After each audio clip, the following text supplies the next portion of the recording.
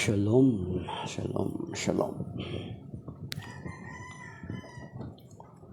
The Catholic Daily Bible readings of today, May 10, 2024, it's Friday. The first reading is taken from Acts chapter 18, verses 9 to 18.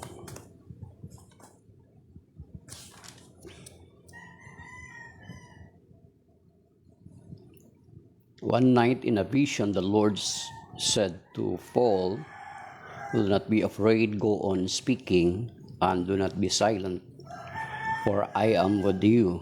No one will attack and harm you, for I have many people in this city." He settled there for a year and a half and taught the word of God among them. But when Gallio was proconsul of Achaia, the Jews rose up together against Paul and brought him to the tribunal, saying, "This man is inducing people to worship God contrary to their law." When Paul was about to reply, Gallio spoke to the Jews, "If it were a matter of some crime of malicious fraud, I should, with reason, hear the complaint of you Jews. But since it is a question of arguments over doctrine and titles and your own law, see to it yourselves. I do not wish to be a judge of such matters." And he drove them away from the tribunal. They all seized Sosthenes, the synagogue official, and beat him in full view of the tribunal, but none of this was of concern to Gallio. Paul remained for quite some time, and after saying farewell to the brothers, he sailed for Syria, together with Priscilla and Aquila. At Cenchrea, he had his hair cut because he had taken a vow. The word of the Lord. Thanks be to God. The responsorial psalm is taken from Psalm chapter 47.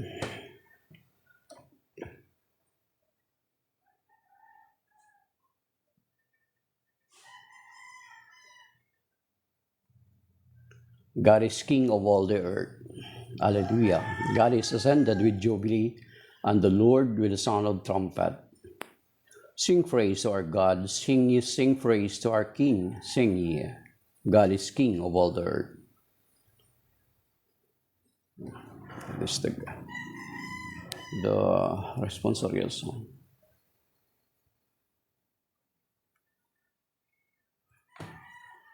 Alleluia, alleluia.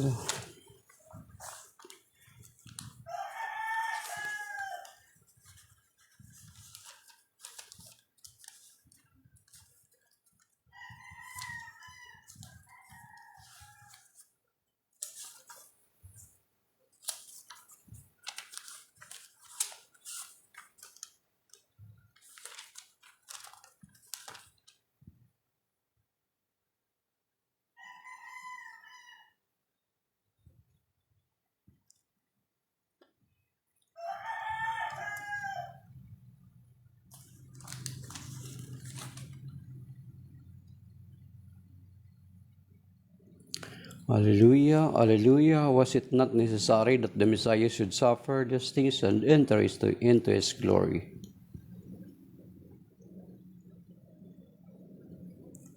Alleluia, alleluia. Thus it is written that the Messiah would suffer and rise from the dead on the third day. Alleluia, alleluia. The Gospel of the Lord according to St. John chapter 16, verses 20 to 23. Glory to you, O Lord.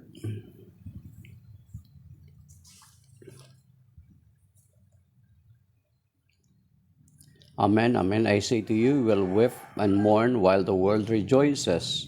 You will grieve, but your grief will become joy. When a woman is in labor, she is in anguish, and because her hour has arrived. But when she has given birth to a child, she no longer remembers the pain because of the joy that the child has been born into the world. So you also are now in anguish, but I will see you again, and your hearts will rejoice, and no one will take your joy away from you. On that day you will not question me about anything. Amen, amen. I say to you, whatever you ask the Father in my name, He will give you. The Gospel of the Lord. Praise to you, Lord Jesus Christ. So, good morning, good day, Shalom Aleichem. Ang first reading is patungkol kay Saint Paul, kung saan siya ay inaakusahan. Maalala natin na the same na tactics or ganong ding paraan ang ginawa nila sa Panginoong Kristo. Pinaratangan nila para lang nila mapatigil ang Panginoong Kristo. And then dito ngayon ay ginagawa din nila sa mga tagasunod ng Panginoong Kristo. Alam naman natin, kaya nga sinabi ng Panginoon doon sa John chapter 6 na sinabi niya ng pauna na darating talaga ang punto bilang isang tagasunod ng Panginoong Kristo ay daranas tayo sa mga ganitong pangyayari sa ating buhay. Kaya ba kung Kristiyano ka or mananampalataya ka ng Panginoon Kristo, tagasunod ka ni Kristo, expect na makakaranas tayo ng mga pagsubok sa ating buhay, paglilingkod. Kaya nga doon sa Matthew chapter 16, di ba, sabi ng Panginoon, sinabi niya roon na if you want to follow me, take off your cross and follow me. So, ni San Pablo, yung gawain niya dati na taga-usig ng mga mananampalataya, ng mga Kristiyano, is nararanasan niya ngayon. Kasi nung na-convert nga siya, ay talagang he was fully convinced sapagkat nagkaroon siya ng personal encounter with the Lord. Kaya kahit anong mangyari ay talagang pinangatawanan ni San Pablo yung kanyang conversion from being anti-Christ, yung against sa Panginoong Kristo, the anti-Messiah, hindi niya tinatanggap ang Panginoong Kristo na siyang Mesiyas, ay nung tinanggap niya ay kasama na yung pagtanggap niya yung suffering sa kanyang paglilingkod sa Panginoong Kristo. So, ang ganun din kaya nga ang tema dito sa ating ebanghelyo ngayon is it's about parang babaeng manganganak na habang hindi pa lumalabas yung baby, andun yung suffering, andun yung sakit. Pero pag naipanganak na, hindi nakakalimutan niya na yung sakit. Yung pag-labor niya, napakatagal. Kung minsan yung labor ng babae, di ba, mahaba. And then, ang maalaala niya na lang is yung joy, yung of having the baby. So, yun yung ipaghalin tulad ng Panginoon Kristo na noong namatay siya, ay andun yung hapis at takot ng kanyang mga lagad. But after His resurrection, makikita natin na andun yung kagalakan nila. So, yun yung sinasabi ng Panginoong Kristo. At siguro gusto ko i-highlight yung sa first reading na kung naglilingkod tayo sa Panginoon ay makakaranas nga tayo ng mga pagsubok sa buhay. Kasi sinasabi naman yan, malinaw sa Matthew chapter 16 na kung susunod tayo sa Kanya is let us take up our cross and follow Him. Dito, sabi niya.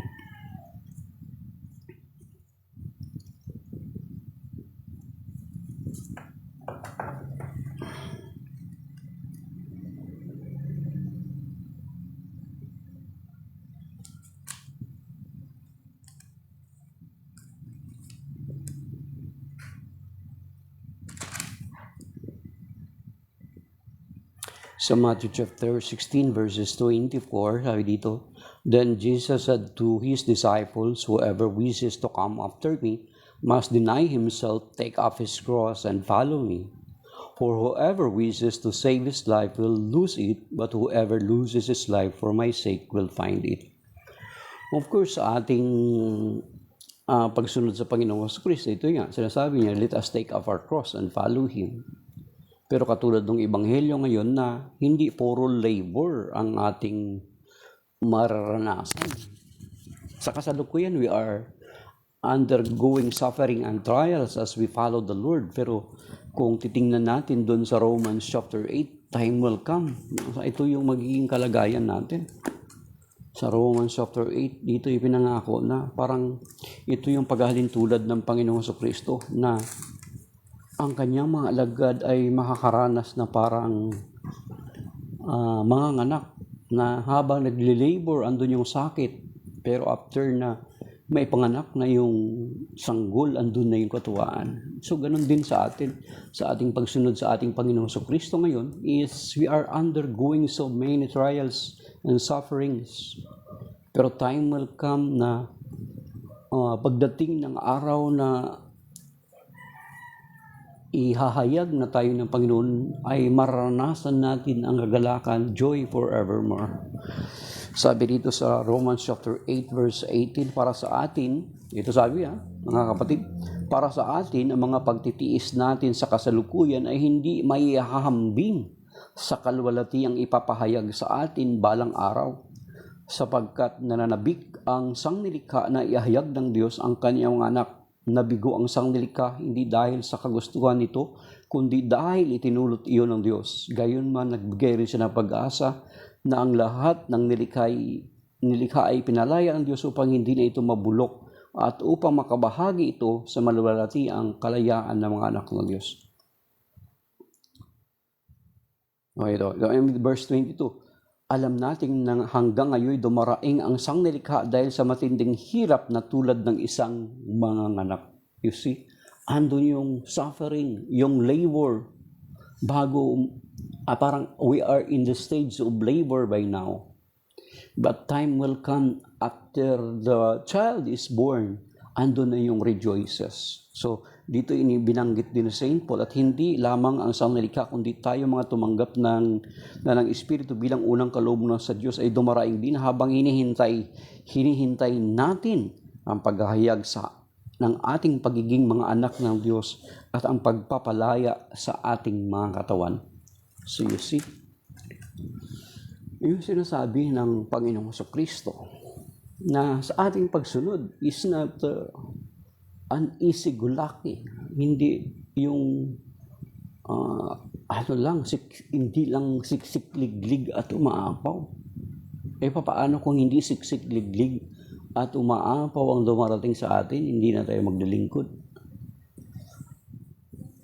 Diba? Kaya nga dito sa Sirach chapter 2, yung condition kanina dun sa Matthew 16, binanggit yung condition of being a disciple. Then dito sa Sirach or ecclesiastico. Sabi dito, sa Sirach chapter 2, ito ang linaw mga kapatid. Maging yung kanina binanggit natin sa Matthew 16, then dun sa Romans chapter 8, para tayo daw mga babaeng mga anak. Dito sa verse chapter 2 ng Sirach chapter 2 verses 1 to verse 6, sabi niya, My son, when you come to serve the Lord, prepare yourself for trials, be sincere of heart and steadfast, undisturbed in time of adversity. Cling to Him, forsake Him not. Thus will your future be great. Accept whatever befalls you. In crushing misfortune be patient. For in fire gold is tested, and worthy men in the crucible of humiliation. Trust God and He will help you. Make straight your ways and hope in Him. So you see, ito yung natin sa ating paglilingkod. Kaya hindi pwede na ang panghahawakan lamang natin is yung siksik-liglig at umaapaw na biyaya sa ating paglilingkod sa Panginoong Jesucristo. Paano kung ipapahintulot ng Panginoon na hindi siksik-liglig at umaapaw yung ating mararanasan? Di ba mga kapatid? Kasi prior pa man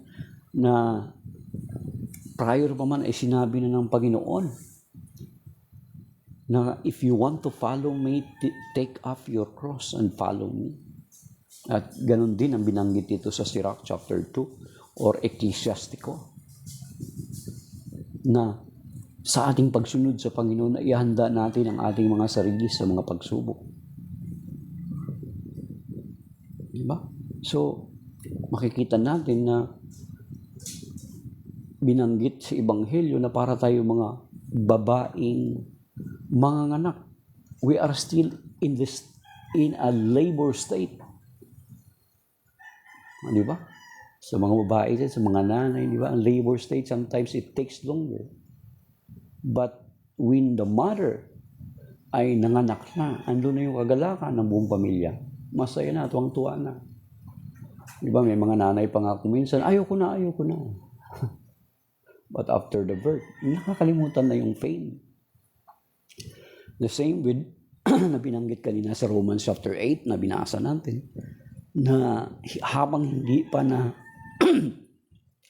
pa naihahayag yung kalulatian na mapapasa atin, ay para tayong isang babaeng manganganak. Nasa labor state tayo. Ang happiness natin is when the Lord is revealed for us.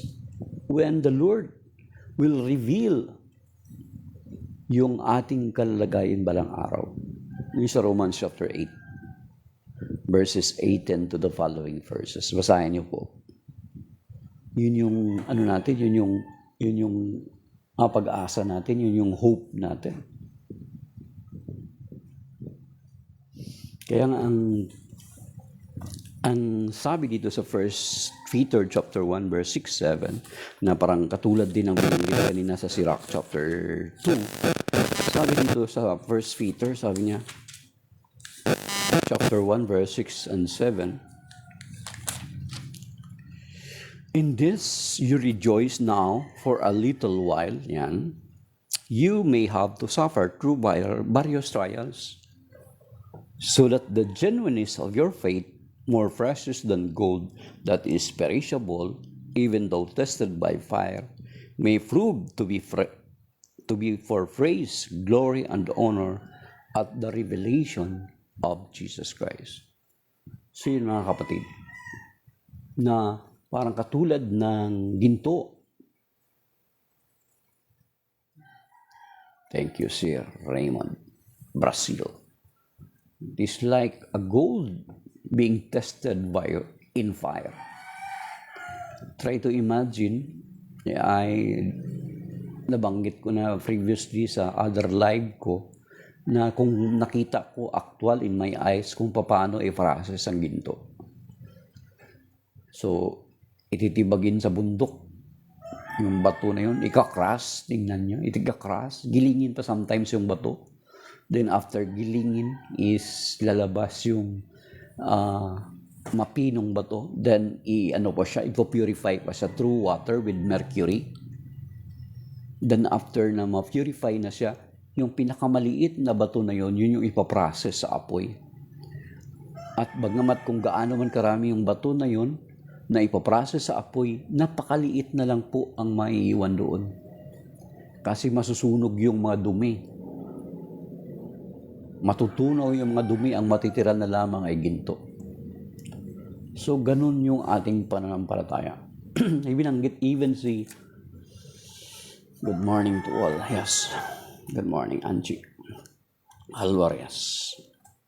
Si St. James, James chapter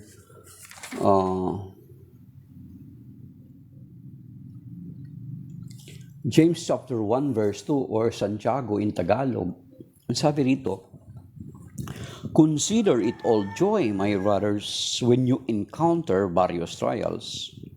Verse 3, for you know that the testing of your faith produces perseverance. So you see, yung mga pagsubok pala sa ating buhay ay nagdudulot sa atin ng perseverance.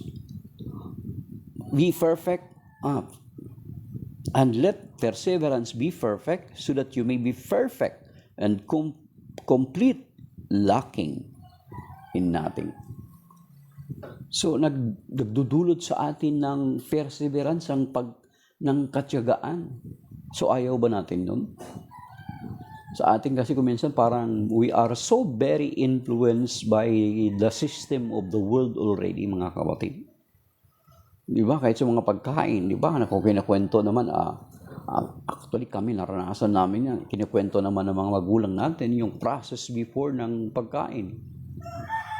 Sa atin ngayon, marami na tayong instant. Kaya kuminsan ayaw natin ng matagal. Di ba? Lalo na, ayaw natin ng mabagal na internet. Ikot lang ng ikot, loading ng loading.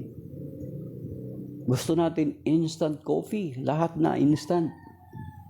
Wala na yung pagtsatsaga, wala na yung perseverance. So yung pagsubok pa lang, idinudulot niya sa atin yung perseverance, pagtsatsaga. Di ba? So, the same with us sa kalagayan natin ngayon, lalo na, di ba, pinangakuan tayo ng Panginoon sa Kristo. We are in a state of labor like a mother. Di ba nabanggit ko kahapon na we are in a state of labor as we await in joyful hope the coming of our Savior Jesus Christ. We are still in labor. We are still in pain. Kaya nga, balang araw at ito'y nangyayari na tayong mga mananampalataya, especially, take note, sa buong mundo, especially the Catholic Church, tayo sa Catholic Church, time will come na grabe yung mas mararanasan natin. Ang makakalaban natin is from within and from outside of the church. Kaya nga, umpisahan nyo na aralin yung Biblia. Baka time will come na ipagbabawal ito ng Estado sa atin because it offends other feelings. It will offend other feelings. Maybe that mangyayari yan. Kaya nga sa ibang bansa, di ba? Ang pangangaral sometimes publicly is being prohibited by the state itself. Yung abortion clinic, nagpipray doon ng mga tao sa palibot, nagpipreach, kinuhuli sila. Sa London, kapag nagpipreach ka, may part sa London na kapag nagpipreach ka ay huhulihin ka, warningan ka ng pulis. Pero nagtataka sila bakit yung isang religion na dayo lang doon sa kanila kapag nagpipreach ay may kasama pang pulis. Kapag nagdadawa. So, time will come kasi sinabi na ng Panginoon doon sa John chapter 16 verse 2, di ba? Sinabi niya na roon, we are in a labor state like a woman na prior, mga anak. So, sa John chapter 16 verse 2, sabi ng Panginoon, pinauna niya na para hindi tayo magulat balang araw. Actually, nangyari sa mga alagad, and it continue happening to us believers, to us Christians, especially us Catholics. Di ba, meron ng pari na habang nagbimisa ay nilapitan at pinatay. Merong pari na habang nagpi-preach, siguro yung preaching niya ay naka-offend sa kanya, itinulak siya. Okay? Maaring kasi yung kanyang sinabi, ang kanyang pagpipreach ay naka-offend. So, sinabi dito sa John chapter 16, verse 2, sabi dito sa verse 1, sabi niya, sa Tagalog, basahin natin yung verse 1, kasi fall away. Nakalagay dito sa, sinasabi ko ito sa inyo upang huwag ninyong talikuran ang inyong pananalig sa akin. So dito, sa John 16 verse 1, I have told you this so that you may not fall away. Dito sa Tagalog, sabi niya, sinabi ko ito sa inyo upang huwag ninyong talikuran ang inyong pananalig sa akin. Nasabi niya dito, verse 2, sa Tagalog, sabi niya, Tagalog na ako. Ititiwalag kayo sa mga sinagoga, darating ang panahon na ang sinumang pumatay sa inyo ay nag-aakalang naglilingkod sa Diyos. O see, hindi pa tayo humantong doon. So ganun yung pagsunod, yung totoong pagsunod sa Panginoong Jesucristo is not just asiksik, ligdig at umaapaw.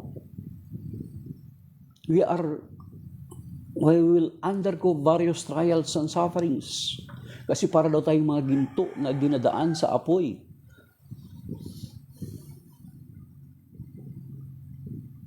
Pero sabi sa 1 Peter chapter 1 verse 6-7, pero sabi ni St. James chapter 1 verse 2 and the following and 3.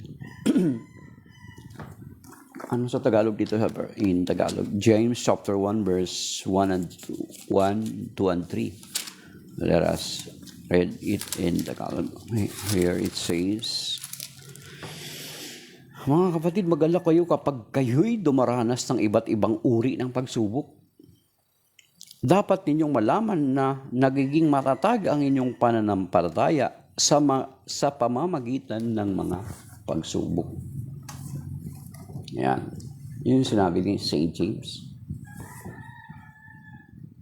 Kaya nga, di ba, parang halintulad natin, katulad ng sundalo. Kapag ang sundalo ay rigid ang training, the soldier is a top soldier, isang matigas o magiting na sundalo. So kung tayo ng mga Kristiyano, tayo mga mananampalataya, sigulaki lang yung buhay natin paglilingkod. Pagdating ng pagsubok, sigurado bagsak kagad. Though for me personally, I am praying na Lord, do not allow us to be tested huwag mo kaming pahintulot sa mabibigat ng mga pagsubok, sa mga malulubhang mga karamdaman, mga ganun. Yun yung isa sa prayer ko. Kasi panghawakan natin yung pangako dito sa Biblia, sa 1 Corinthians chapter 10 verse 13. Nasabi dito, ito yung panghawakan natin. Kasi hindi pwede ang estudyante hindi malalaman kung ano na yung narating ng isang estudyante sa kanyang pag-aaral kung hindi siya idadaan sa examination. Amen? So kung hindi study ka lang ng study, you're just studying without undergoing test or examination, then how you can determine kung ano yung alam mo na? Di ba? So, yun ganun mga kapatid. Para tayong mga estudyante, actually, we are students, we are learner. Kasi tinatawag tayong disciple, we are disciple of Christ. Ang disciple, ibig sabihin is a learner, a student. So, we are in a school of faith. We are in the school of faith.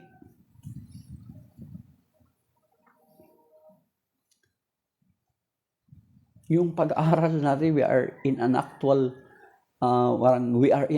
state of studying. Kasi naranasan natin yung mga pagsubok sa buhay, naranasan natin yung examination. But let us not worry. Let us not worry because the Lord has promised us that at dapat ito rin yung ating panghawakan.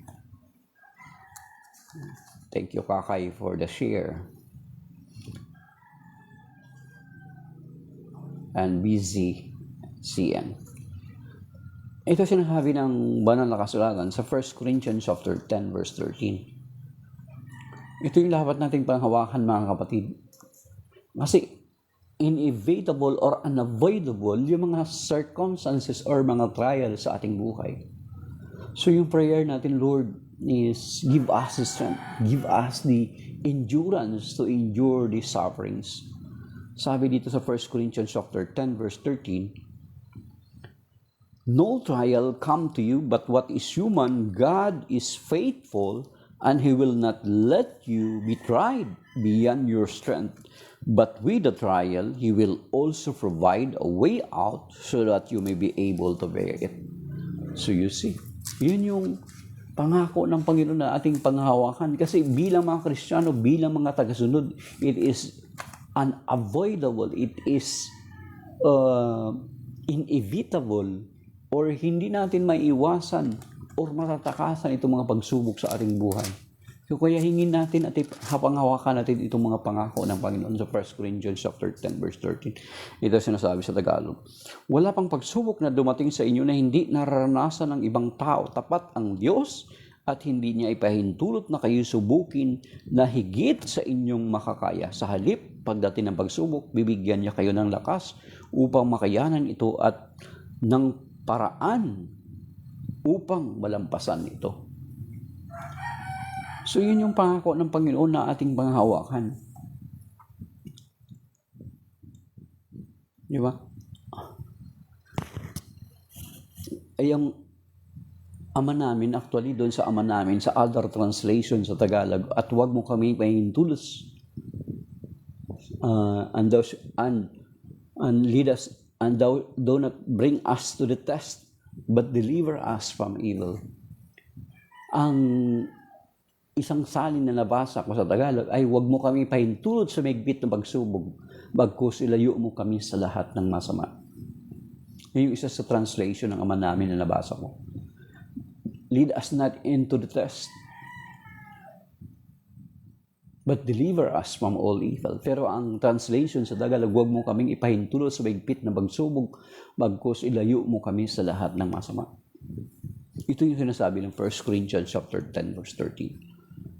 Kung totoo na naglilingkod tayo sa Panginoon, we are in a labor state as of now because the glory that which is to be revealed to us is not yet happening, mga kapatid, katulad nung sinasabi doon sa Romans chapter 8 verses 11, na hindi pa nahayag yung totoo nating kalagayan. Ay ihayag ito sa pagbabalik ng ating Panginoong Jesucristo. Kaya nga kung babasahin natin yung Matthew 25, yun yung paghahayag balang araw. Sa Matthew 25:36 to 46. Pero, ihayag, malalaman natin kung ano yung magiging kalagayan natin depending on what we are doing today. Yung ginagawa ba natin ay nakakalugod sa Panginoon?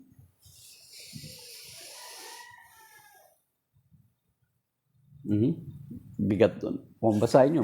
Ito para at least we have an idea. Ito yung kalagayan na ihayag sa atin. Yung sinasabi sa Romans chapter 8 verses 11. At ito yun eh. Sa Matthew 26 verses Matthew 25:36 to 46. Sabi dito, the judgment of the nation, sabi dito, mga kapatid, pakinggan natin ito, or open your Bible. If you have a Bible, as much as possible, provide your own Bible. Do not just rely on Bible app. When the Son of Man come, Matthew 25 verse 31, not 36. When the Son of Man comes in his glory, and all the angels with him, he will sit upon his glorious throne, and all the nations will be assembled before him, and he will separate them from one another, as a shepherd separates the sheep from the goats. Yan. Bigat to. He will place the sheep on his right, and the goats on his left. Then king will say to those on his right, come. Ito sabi Saan kaya gusto niyong piliin? Sa kanan niya o sa kaliwa? Sabi niya, he will place the sheep on his right and the goats on his left. Then the king will say to those on his right, come, you who are blessed by my Father, inherit the kingdom prepared for you from the foundation of the world. Ayos. Come. Ulitin natin Come, you who are blessed by my Father, inherit the kingdom prepared for you from the foundation of the world. Inihanda na ito pa sa atin, prior man. Na ang sanlibutan, for I was hungry, ito lang. For I was hungry and you gave me food, I was thirsty and you gave me drink, a stranger and you welcomed me, naked and you clothed me, and ill, and you cared for me. In prison, you visited me. Then the righteous will answer him and say, Lord, when did we see you hungry and feed you, or thirsty and give you drink? When did we see you a stranger and welcome you, or naked and clothe you? When did we see you ill or in prison and visit you? And the king will say to them in reply, Amen, I say to you, whatever you did for one of these least brothers of mine, you did for me. Then he will say to those on his left, ayan, when the Lord revealed us our state after this present labor natin, saan gusto natin? Yung nasa kanan or nasa kaliwa? Then he will, verse 41, then he will say to those on his left, Depart from me, you accursed, into the eternal fire prepared for the devil and his angels. Tremendos. For I was hungry, and you gave me no food. I was thirsty, and you gave me no drink. A stranger, and you gave me no welcome. Naked, and you gave me no clothing. Ill and in prison, and you did not care for me. Then they will answer and say, Lord, when did we see you hungry or thirsty, or a stranger, or naked, or ill, or in prison, and not minister to you, to your needs? Verse 45, he will answer them, Amen, I say to you, what you did not do for one of these least ones, you did not do for me.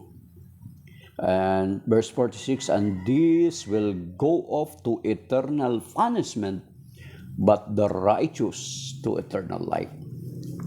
So you see, that is when the judgment comes, the Lord will reveal to us, are we in his right, the sheep, or are we on his left, the goats?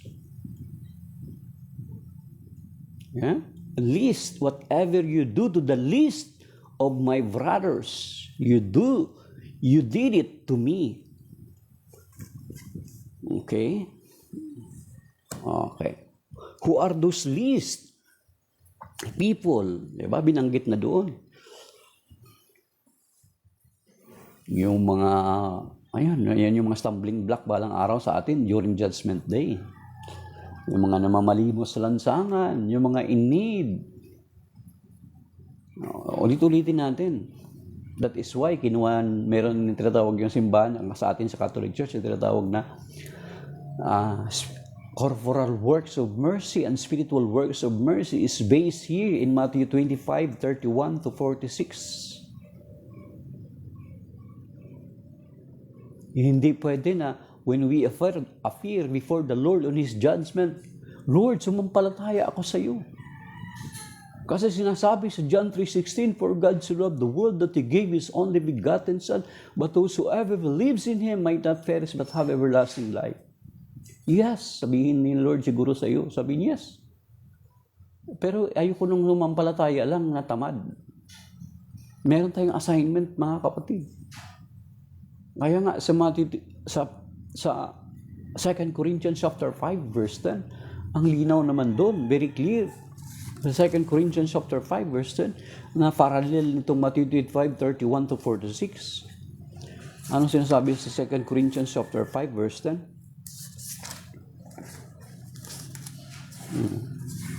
Ito reminder ko sa ating lahat eh. So hindi pwede na asampalataya ka lang tapos wala kang ginagawa. No. Sa 2 Corinthians chapter 5 verse 10, in support doon sa Matthew 25:31 to 46, sapagkat lahat tayo'y harap sa hukuman ni Kristo at tatanggap ng nararapat ayon sa ating mga gawang mabuti o masama nang tayo'y nabubuhay pa sa katawang ito. You see? In Judgment Day, Hindi pwede na sumampalataya lang tayo sa Kanya, tapos na.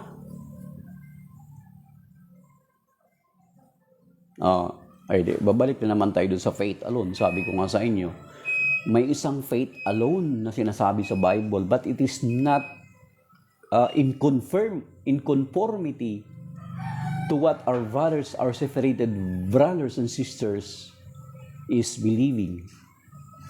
Na sumampalataya ka na sa Kanya, is okay na.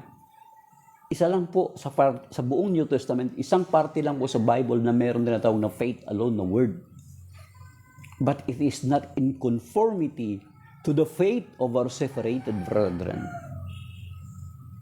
Tanungin niyo ako ano yun? James chapter 2 verse 24. Santiago verse 2, chapter 2 verse 24. Ano mga kapatid?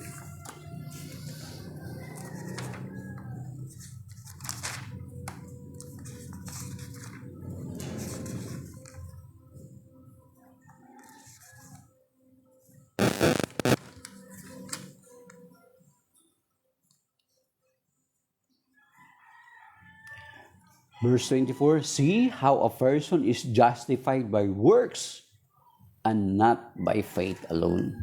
So you see, hindi pala sang-ayon.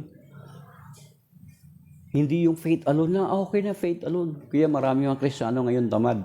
Kaya pagdating ng judgment day, akala niya, sheep siya, kambing pala.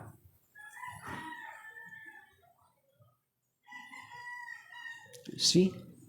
And who are those least people, including yung mga magulang natin?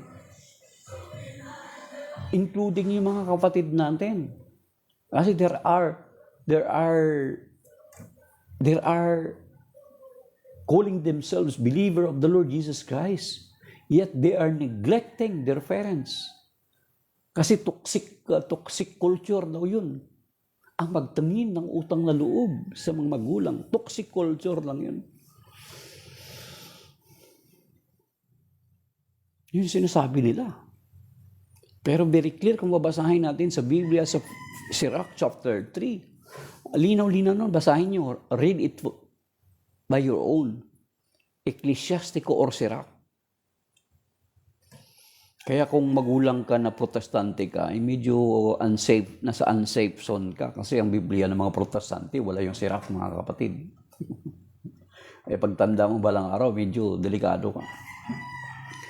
Kaya nga merong kwento si Brother Noe, kwento lang ito narinig ko sa kanya, na yung anak ay na-convert sa ibang sekta. At yung mga magulang niya, they continue and remaining as Catholics. At sinabi nung anak na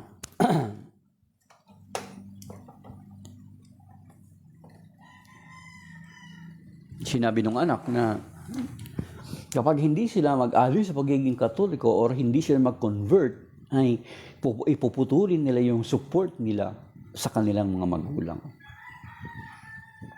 So you see? Kaya kapag ikaw na magulang, hindi ka Katoliko, kaya nga, di ba, US, tingnan yung US. Sila yung exporter ng Protestantism almost around the world. Yet, meron silang tinatawag na home for the aged. Kasi wala sa kanila yung Sirach chapter 3. Wala silang Biblia na ganun. Tinanggal ng mga protestante yung Sirach, yung 7 aklat na nasa atin. Hindi tayo ang nagdagdag, sila yung nagtanggal. Okay? Sa Sirach chapter 3, sabi dito, ang title pa nga dito, Duties Toward Parents. Sabi dito, children, pay heed to a father's right, though so that you may live. For the Lord sets a father in honor over his children, a mother's authority he confirms over her son. He who honors his father atones for sins, he stores up riches who reveres his mother. He who honors his father is gladdened by children, and when he prays, he is heard. He who reveres his father will live a long life. He obeys the Lord who brings comfort to his mother. He who fears the Lord honor his father and serve his parent as rulers. In word and deed, honor your father that his blessings may come upon you. For a father's blessing gives a family firm roots, but a mother's curse uproots the growing plant. Sabi dito sa verse 10, glory not in your father's shame. His father's honor, for his shame is no glory for you. His father's honor is a man's glory, disgrace for her children, a mother's shame. Verse 12, my son, take care of your father when he is old. Now, take note, grieve him not as long as he lives. Even if his mind fails, be considerate with him. Revile him not in the fullness of your strength. For kindness to a father will not be forgotten. It will serve as a sin offering. It will take lasting roots. So you see, in Judgment Day, if we do not do to the least of the brethren of the Lord, malalaman natin kung tupa ba tayo or kambing. Kaya, to be grateful to our parents is not a toxic culture.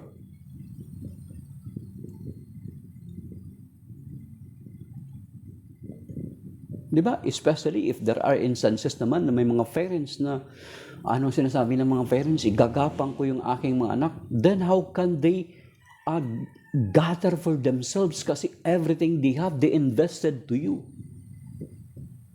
Kung maramot lang sila, bilang mga magulang, okay na to, ipanganak na natin yung mga bata, bahala na sila sa buhay nila. Iipunin na natin yung ating kinikita kasi balang araw itong mga anak na ito, mga salbahay ito, hindi tayo alagaan ito. Ipunin na natin yung ating kinikita. Huwag natin silang pag-aralin, bahala sila dumiskarte sa buhay nila. Di ba kung may magulang na ganun? Ipunin na natin to. Naku, alam na natin yan. Kasi toxic culture yung gratitude, being grateful, toxic culture yan sa mga bata ngayon. Kaya huwag na natin silang pag-aralin. Pag-aralin na sila natin ng elementary or hanggang high school, kaya natin. Then habang may lakas pa tayo, huwag na nating ibigay sa kanila. Kasi toxic culture sa kanila yung yung being grateful. Para meron tayong maitabi para sa atin.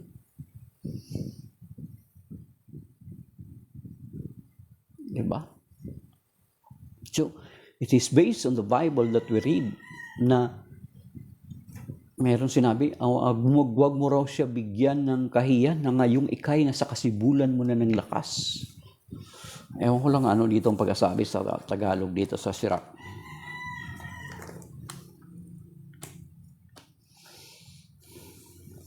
Sirach.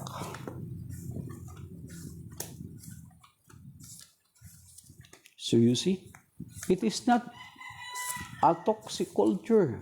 It is commanded by the Lord. Dangan nga lamang kung ang Biblia mo ay Bibliang Protestante, wala yung Sirach.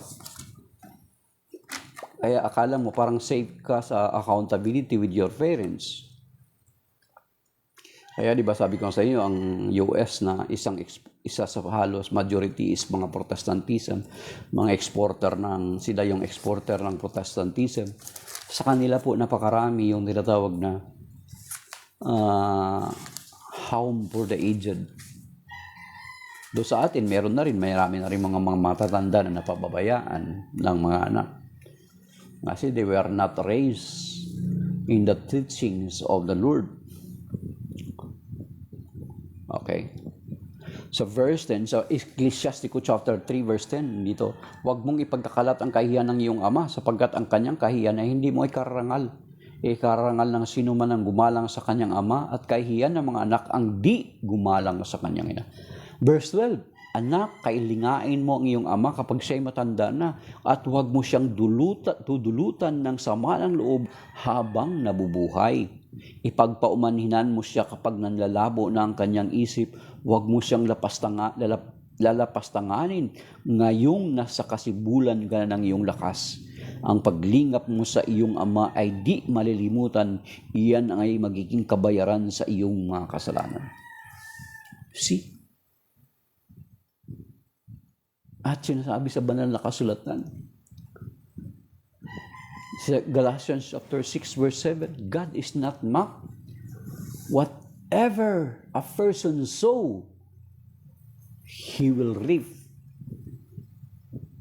Kung ano yung itinanim natin, yun yung aanihin natin. Kaya kung ikaw na anak, lupastangan ka sa magulang mo right now, just make sure na hindi ka mag-aasawa. Kung hindi ka naman mag-aasawa, pupunta ka sa mga pamangkin mo. Natural, alam ng mga pamangkin mo, nasalbahay ka during your young age. What do you think ang magiging treatment ng mga pamangkin mo sa'yo? Kasi sabihin mo, hindi ako mag-aasawa. Safe. Diba? So, sinasabi sa Galatians 6:7, wag ninyong linangin ang Diyos, sabi niya. God is not mocked. Kung ano ang itinanim, siya nating aanihin. So, to take care, to be grateful towards our parents is not a toxic culture. It is taught by the Lord. Mga kapatid, kaya nga pagdating sa Judgment Day, yun yung sinasabi na yung after na i-reveal na ni Lord, after na ng labor state natin, doon sa Matthew 25, diba? Sinabi doon, yung mga kambing sa kaliwa, ang mga tupa ay nasa kanan. Kasi ang sabi ng Panginoon, nung ako'y nagutom, ako'y inyong pinakain, nung ako'y nauhaw, ako'y inyong pinainom, nung wala akong damit, ako'y inyong binaramtan, nung ako'y nasa kulungan, ako'y inyong dinalaw, nung wala akong matirhan, ako'y kinupkup ninyo. So, huwag na muna tayo lalayo doon sa ibang mga tao. Within our family circle na lang muna. Yung mga magulang natin. Diba? Kasi paano mo yan magawa sa ibang mga tao? If to the very parents you have is hindi mo magawa. Or kung nagawa mo yan sa ibang tao, pero sa magulang hindi mo nagagawa, then that is hypocrisy. Diba? Mga kapatid. So, time will come. Huwag mo sabihin, Lord, sumampalataya na ako sa iyo. Ligtas na po ako, Panginoon. Pero, sanungat doon sa pinaniniwalaan mo, kasi yung sinabi ng Panginoon, ang ibig sabihin, na ang pagsasampalataya ay nagsasagawa ng kalooban ng Diyos. Matthew 25:31-46. And then yung sa 2 Corinthians chapter 5, verse 10, ang sinabi doon, hindi sinabi niya, hatulan tayo ayon sa ating pagsampalataya sa Kanya. No. Basahin nyo, 2 Corinthians, read it for your own. 2 Corinthians 5:10. And then sa Matthew 25:31-46. It means the Lord as a believer, as a Christian, yes, we are required to have faith in Him, to believe in Him. But to believe in Him, the Lord is expecting us to do for His kingdom. Dito sa 1 Timothy chapter 5 verse 8 yata.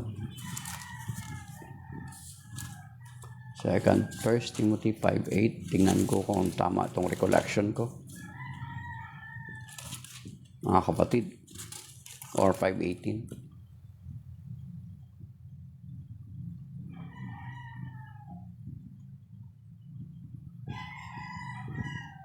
Ayan. Verse 8 1 Timothy chapter 5 verse 8, take note. Ang sino mang hindi kumakalinga sa kanyang mga kamag-anak, lalo na sa kabilang sa kanyang pamilya, ay tumalikod na sa pananampalataya at mas masama pa kaysa isang di mananampalataya.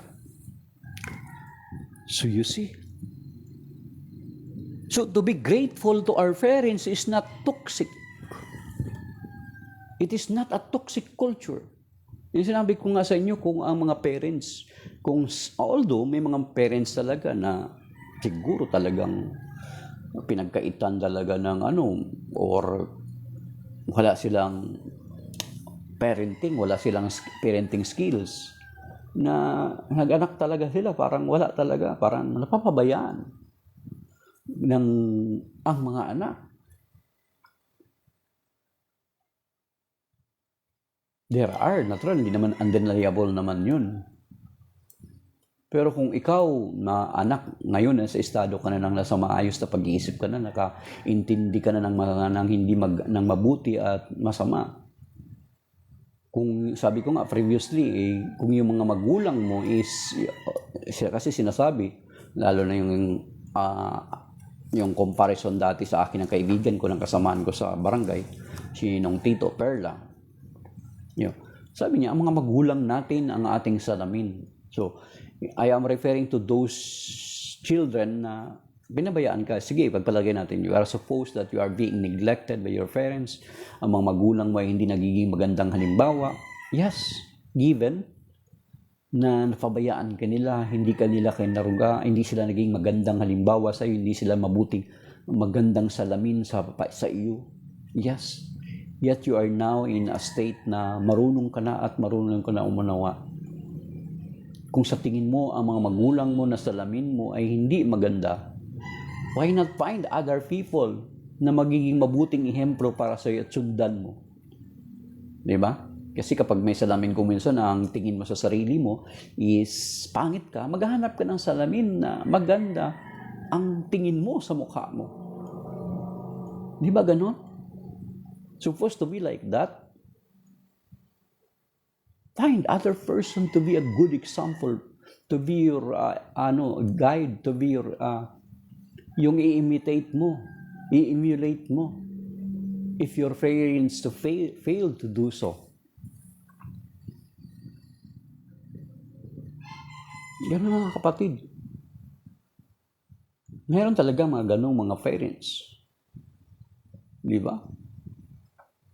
So, nag-anak ng nag-anak. Hindi naman inalagaan yung mga anak. So, ngayon, despite na napakarami na ng anak, halos wala na siya mapuntahan din para kumalinga sa kanya.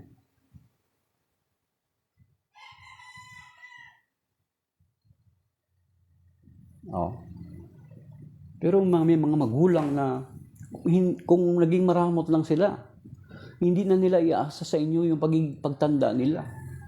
Kaso lang everything, they give it to their children, di ba? Sabi nga ng ibang mga magulang, gagapang namin tong anak namin. I remember yung tatay ko dati. Hindi naman talaga kami mayaman. Sa baryo lang kami pinanganak. Baryo na since our birth until we leave that barangay is wala talagang kuryente.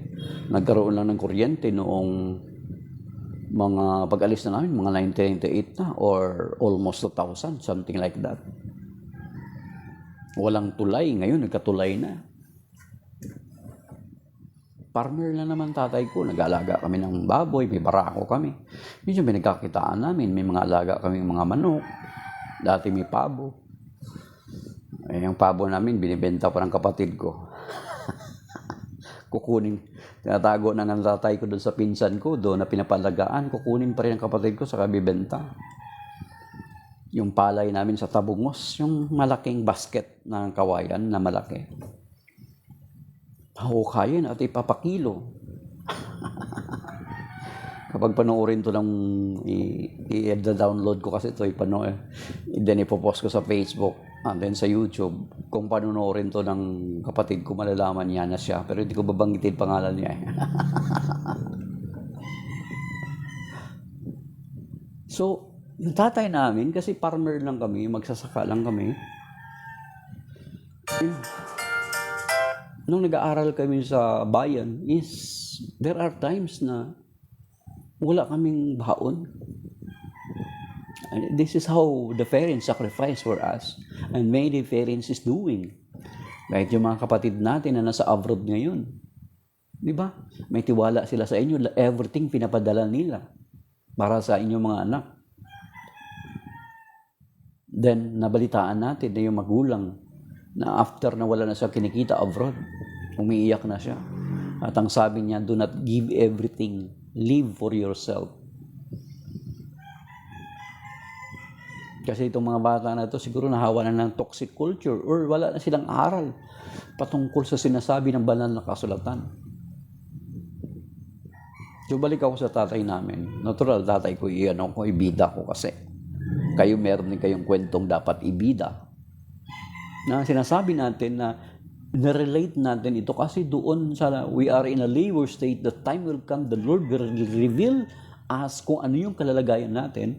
Kaya ngayong kalalagayan natin, it is, we are sa mga tupa ba tayo kabilang sa kanan ng Panginoon o sa mga kambing. Kaya kinukwento ko na ang balang araw kapag hindi natin to the very family that we have, hindi natin ginagawa, baka kala mo tupa ka, kambing ka pala.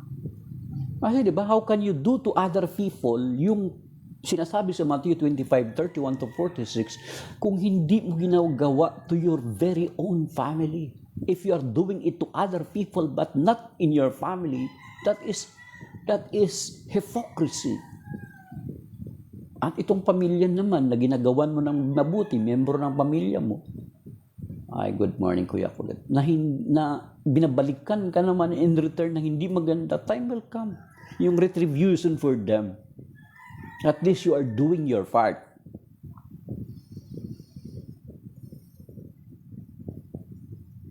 Diba? So, go ahead lang. Yung si Saint John Calabria, yung patron saint, yung founder ng Poor Servants of Divine Providence. Bigay lang siya ng bigay. Kung gagamitin niya man yan sa masama, bahala siya sa kanyang buhay sa ginagawa niya. Pero of course, as he gives, nagpipray niya.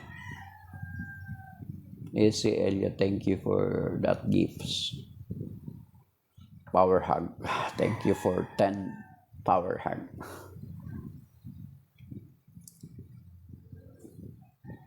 Time will come. The Lord is just. Remember that, my dear brothers and sisters. That is the characteristic of the Lord that I love. He is just, my dear brothers and sisters. So, whatever you are doing, whether many people can see it. Hindi alam or nakikita ng ibang mga tao yung mabubuti mong ginagawa. The Lord knew it. The Lord see it, saw it. And because He is just, He will bless you. He will reward you despite hindi nakikita ng maraming tao. Balik ako sa tatay ko. Natural tatay ko. Patay na tatay ko. So that is why I'd like to honor him through this mga kwento na to. Tao, hirap lang po kami mga kapatid. Ayun, farmer kami. Natural, ilang buwan bago ma-harvest yung palay. Minsan bago pang habang nag-harvest kami, habang kinikis-kis na yung palay, may mga nakaabang na manghihiram sa amin ng tag-ilang sako. Mabait yung tatay ko, masipag. Napakasipag nun.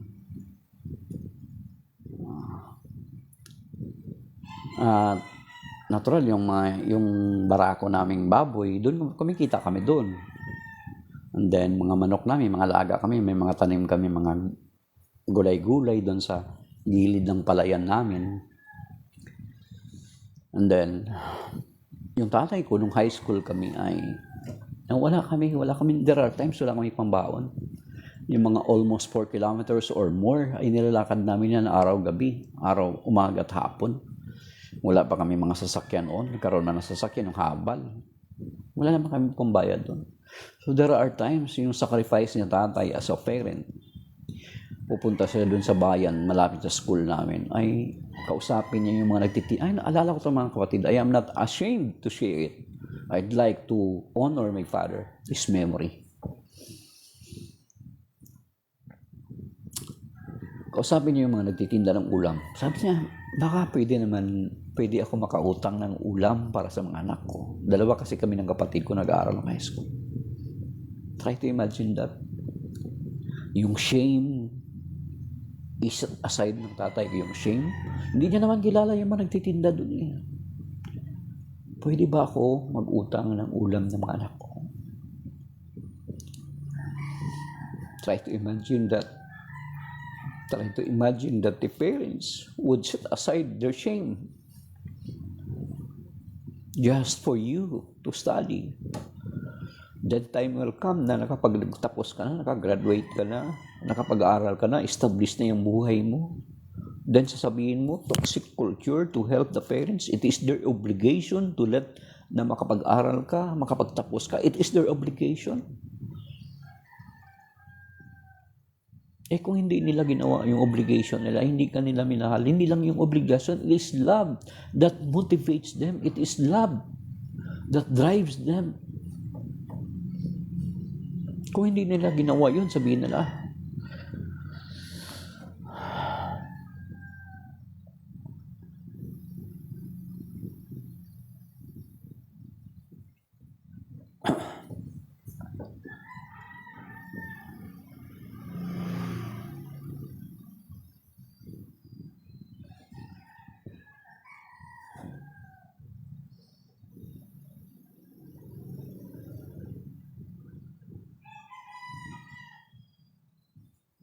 diba? Kung hindi nila ginawa yon, kasi alam na mga magulang kung pattern na ay itong mga anak natin, toxic culture for them to be grateful to their parents someday. So, hayaan na natin sila. Diba? Hindi na natin sila pag-aralin. Ipunin na natin itong kinikita natin ngayon habang tayo malakas pa. Ano kaya sabihin mo sa magulang mo? Walang iya itong mga magulang na to. Diba?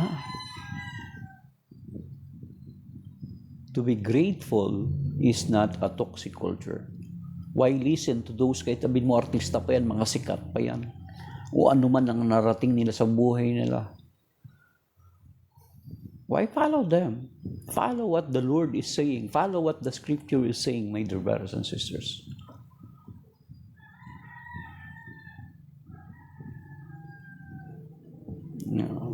So, time will come na isipin natin na mag-reveal na tayo ni Lord. Baka akala natin na tayo yung mga tupa niya nasa kanan ay kambing pala. So, let us be aware of that. Let us consider or remember that. Ganyan sinasabi sa Matthew chapter 7 verse 21. Mabigat yun, my dear brothers and sisters. It is for all of us, for us Catholics. I am trying to repeat it over and over again. It is for us Catholics and to our separated brethren. Hindi pwede yung sinasabi mo, ligtas na ako kasi sumampalataya na ako. Panghawakan mo lang yung John 3:16. How about other passages of the Scripture?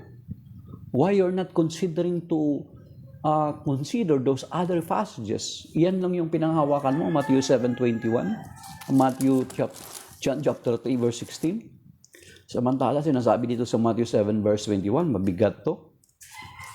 At saka yung Matthew 25, 31 to 46. So remember, kasama doon mga magulang natin. Magulang nyo. Ako, wala na magulang, patay na sila dalawa. Nanay ko. Sabi dito sa Matthew 7 verse 21, hindi lahat ng tumatawag sa akin, Panginoon, ay papasok sa kaharian ng langit, kundi ang mga taong sumusunod sa kalooban ng aking amang nasa langit. So you see, ano yung kalooban ng Panginoon? Inilatag na natin kanina. Yung Matthew 25, 31 to 46. 1 Timothy chapter 5 verse 8, Sirach chapter 3. You see? Kung meron man tayong i-possess na culture sa kapanahunan natin ngayon, it is the culture of God. It is the teachings of God. Not yung culture ng mga artista, ng sinong mang sikat na tao. Time will come during the judgment day, hindi ka nila matutulungan. Actually, kahit sikat sila, hindi ka nila matutulungan. Kaya nga, ang sinasabi, di ba, nabanggit ko rin kanina yung Galatians chapter 6 verse 7, huwag ninyong linlangin ang inyong sarili, ang Diyos. Dito, basahin natin. Huwag ninyong linlangin ang inyong sarili. Hindi maaring tuyain ang Diyos kung ano ang itinanim ng tao, iyon din ang kanyang aanihin. So you see, ano ba yung tinatanim mo ngayon? As a child, as a son or daughter of your parents, ano yung itinatanim mo ngayon toward your parents? Ano yung itinatanim mo ngayon for yourself? Ano yung sinasabi sa Galatians 6:7? Huwag ninyong linangin ang inyong sarili. Ang Diyos ay hindi matutuya. Kung ano ang itinanim ng tao ay siya niyang aanihin. Ano yung tinatanim natin? Is it good or bad? Is it a good tree or a bad tree? Then if you think that is a bad tree and it will bear a fruit who is bad, who is not good, then uproot it. Bunutin yan. Bunutin ang ugat. And replace another fruit that will bear a good fruit someday. Do not wait that bad fruit or bad tree that you are planting now will bear a fruit and you will reap its harvest. Do not wait for that, brothers and sisters. Do not wait for that, young people. Maybe you are enjoying what you are doing today, but time will come, you will regret. Kaya nga sabi dati ng tatay ko, alam niyo ba na, yung tatay namin kasi halos every morning, although parang it seems it's not coming from the Bible, pero related siya sa Bible, yung mga pinagsasabi niya eh. Sabi ng tatay ko, na kapag gumagawa ka ng masama, ng hindi maganda, balang araw baka mamaya, sasabihin mo na kung makagat ko lang ang siko ko. If I can only bite my elbow. Maybe if you are a contortionist, you can bite your elbow. But if you're not, you cannot. Di ba? Try. Maybe you can try and then send to me the picture. Not editing, not edited. What does it mean? Because of your deep regrets. If I can only bite my elbow. Ang kahulugan pala na idiomatic expression na sasyatin din ang iyong pagsisisi. Parang sasabihin mo na parang kung makagat ko lang ang siko ko, but you cannot. Parang kung maibabalik ko lang ang kahapon, but you cannot. Yun yung mga kapatid. So yun yung ebanghelyo ngayon na sinasabi na parang tayo na mga Kristiyano, tayo mga mananampalataya, we are in a labor state. We are suffering. We are undergoing various trials and sufferings. But if the labor is gone and the child is being born, then rejoicing is already there. The same, if the Lord, time will come that He will reveal us our truly state, ang totoo nating kalagayan, katulad ng binanggit sa Romans chapter 8, is there will be great joy forevermore. But when He reveal us, are we the sheep in the right, or are we the goat in the left? Choose.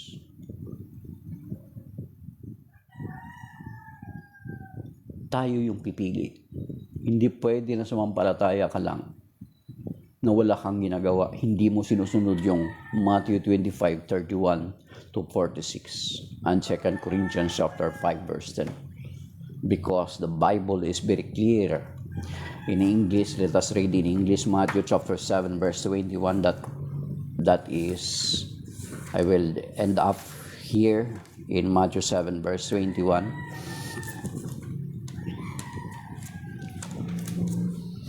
In English, let us read it in English. As I said, always buy your own Bible. Do not just rely on Bible app. Matthew 7:21 in English. Not everyone who says to me, Lord, Lord, will enter the kingdom of heaven, but only the one who does the will of my Father in heaven. Okay? The continuation, verse 22, many will say to me on that day, Lord, Lord, did we not prophesy in your name? Did we not drive out demons in your name? Did we not do mighty deeds in your name? Then I will declare to them solemnly, I never knew you. Depart from me, you evildoers. That is a very hard word of the Lord, but it is a reminder to all of us that when the Lord will reveal our truly state, because as of now we are in a labor state like that of a woman to prior her delivery of a son or a daughter, we are not still in a labor state. But when the Lord time comes that He will reveal to us the labor, after the labor is the revelation, then after the birth, after this labor or present suffering of ours, as in Romans chapter 8 verses 18 to the following. Yan mga kapatid. Benji Muena, I'm sorry Benji, I am just a lay like you. I am not a priest. So good morning po. God bless po, Benji Muena. Amen. So that is by now, my dear brothers and sisters. Thank you for being with us, for being with me. Thank you for sharing. Sa mga nag-share, tatlo, and then sa mga nag-like, nag-follow, at sa mga nag-give ng gifts, at sa mga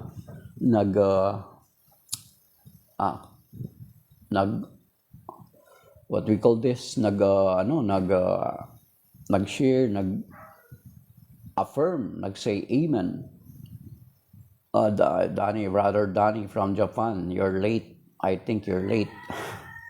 So I will be ending this live. So, may God bless us all, my dear brothers and sisters. May God keep us safe and sound this Friday. May God protect all our loved ones, all our possessions, including the people around us. Yes, good morning, brother Danny from Japan, I think. May God bless us all and keep us safe and sound, including all our possessions. May God protect us against the retaliation of the enemy and against any evil intentions of other people or envious people. In Jesus' name, amen. So shalom. That is by now. Amen.